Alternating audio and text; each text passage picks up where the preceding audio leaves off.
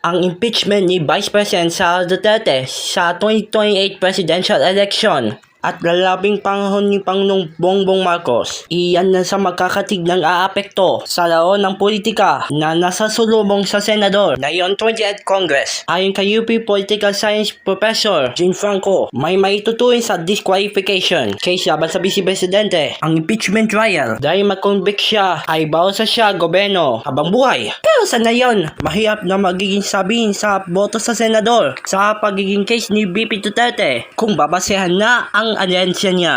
Mainly because it depends on how the impeachment trial will play out. Remember, it's going to be broadcasted or live streamed nationwide, and each senator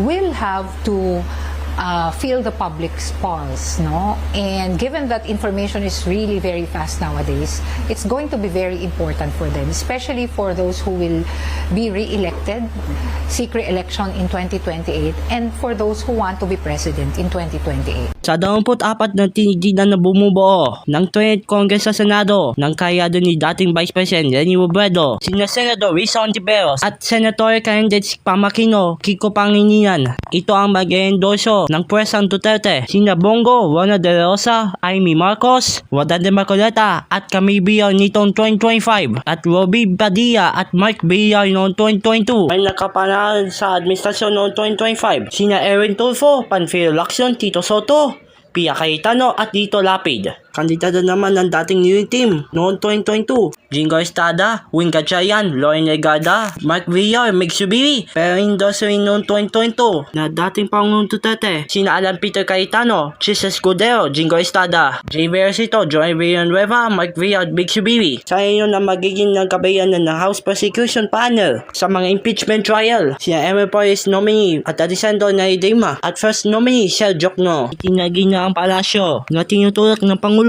at saka Vice Presidente. Wala pong anumang balita patungkol sa pagpursu ng Pangulo sa impeachment or sa impeachment trial ni VP Sara.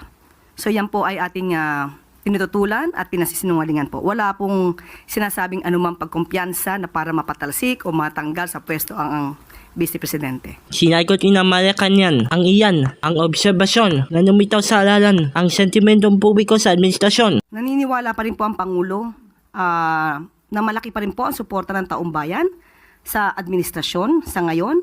Tandaan po natin ang kahuli-hulihan pong survey ay nagpapakita po na mataas na trust rating po ng Pangulo. Si Senator Candidate Panfilo Lacson, pambato na administrasyon, sinabi ng game changer. Ngayon halalan ang boto ng kabataan sa social media, si dating Pangulo Rodrigo Duterte at umano ng kabiguan ng makiyaya na administrasyon. Nagpasalamat na si Senator Candidates Vicente Soto III, Amy Marcos, Pia Cayetano at Camille Villar sa mga sumobota sa halalan, tinitignan na susukrian ng trabaho ng tiwala sa kanya. Ako po si General Sebastian May Painigan, Baitang Totoo Lamang.